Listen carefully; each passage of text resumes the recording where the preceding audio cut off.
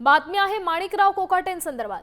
Manikrao कोकाटेंवर angiography करण्यात येते आणि डॉक्टरांच्या रिपोर्ट्स नंतरच नाशिक पोलीस पुढील निर्णय घेणार आहेत। वैद्यकीय स्थिती लक्षात घेऊन पोलिसांकडून सतर्कता ठेवण्यात आली असून आवश्यक ती प्रक्रिया पूर्ण करण्याची तयारी करण्यात आली आहे। सध्या माणिकराव कोकाटे यांची एंजिओग्राफी सुरू आहे आणि या संपूर्ण तपासणी दरम्यान पोलिसांकडून चौकशी करण्यात येणार आहे आणि त्यानंतर माणिकराव कोकाटेंच्या अटकेसंदर्भातला निर्णय घेण्यात येईल।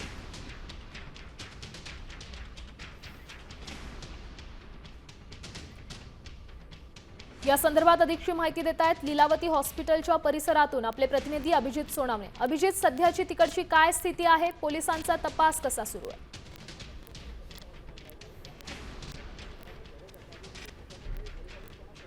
सध्या आता माणिकराव कोकाटे यांच्यावर एंजिओग्राफी केली जाते आणि पुढच्या काही वेळामध्ये त्याचा रिपोर्ट येणं अपेक्षित आहे आणि त्या दृष्टीनेच पुढची तयारी करण्यासाठी आता नाशिक पोलिसांची टीम लीलावती रुग्णालयामध्ये आतमध्ये पोहोचलेली आहे। सध्या डॉक्टरांसोबत या टीमची चर्चा सुरू आहे की एंजिओग्राफी जी टेस्ट आहे तिला नेमका किती वेळ लागेल, त्यानंतर त्याचा रिपोर्ट येण्यासाठी किती वेळ लागणार आहे, माणिकराव कोकाटे यांना आणखी काही त्रास होतोय का, या सगळ्या संदर्भामध्ये सध्या पोलिसांकडून माहिती घेतली जाते आहे। एंजिओग्राफी झाल्यानंतर जर त्याचा रिपोर्ट आल्यानंतर एंजिओप्लास्टी करण्याची गरज आहे का याचा देखील डॉक्टरांकडून सल्ला जो आहे तो टीमकडून घेतला जाणार आहे। कारण याच रिपोर्टवर आता माणिकराव कोकाटे यांना अटक होणार की त्यांना याच ठिकाणी उपचारासाठी पुढचे काही दिवस ठेवावं लागणार आहे याचा फैसला होणार आहे आणि याच दृष्टिकोनातून आता पोलिसांच्या टीमकडून सर्व पद्धतीने आता तयारी केली जाते की जर माणिकराव कोकाटे यांची टेस्ट झाल्यानंतर